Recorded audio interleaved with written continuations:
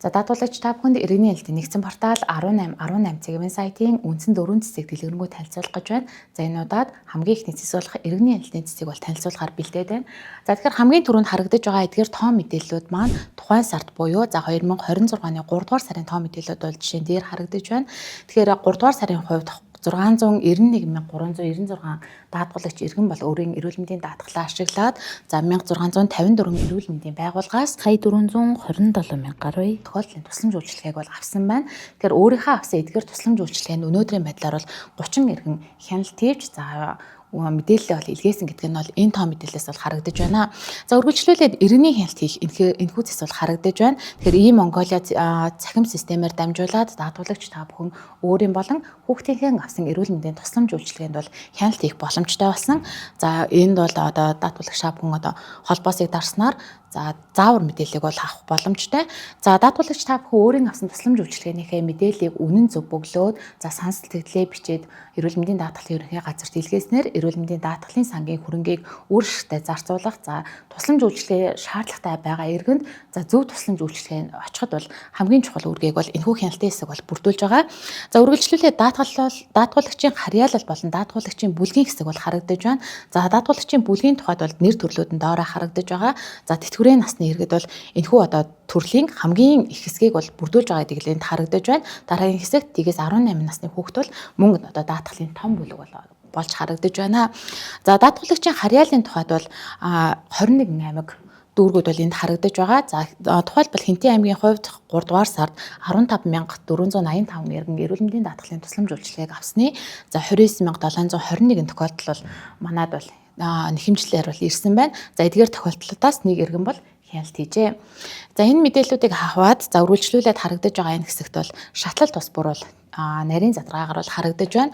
За дараагийн хэсэгт бол тусламж үйлчилгээний шатлалууд бол харагдаж байна. Лавлгаар шатлал, анхаар шат болон хөнгөлтэй эмийн тусламж үйлчилгээгээд нарийн задгаагаар бол энд харуулсан байгаа. За лавлгаар шатлалын хувьд 3 дугаар сард 967 мянга гаруй тохиолдол эрүүл мэндийн даатгалын ерөнхий газарт нэхэмжлэл болон ирсэн. За үүнээс хамгийн их тусламж үйлчилгээг даатгуулагчид бол лавлгаар шатлалаас амбулаторийн тусламж үйлчилгээг авсан байгааг бол эндээс харж болно. За 679 мянга гаруй амбулаторийн тусламж үйлчилгээ авсан нь нийт лавлгаар шатлалын 70% бол дангаар эзэлж байна.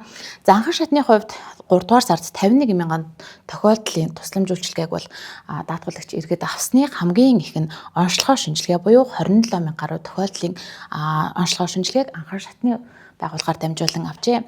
За хөнгөлтэй эмийн хувьд бол 696,765 тохиолдлын хөнгөлтэй эмийг даатгуулагч иргэд авсныг эндээс харж болно. За хөнгөлтэй эмийн хувьд бол 396,000 гаруй тохиолдлын тусламж үйлчилгээг бол даатгуулагч иргэд авчээ.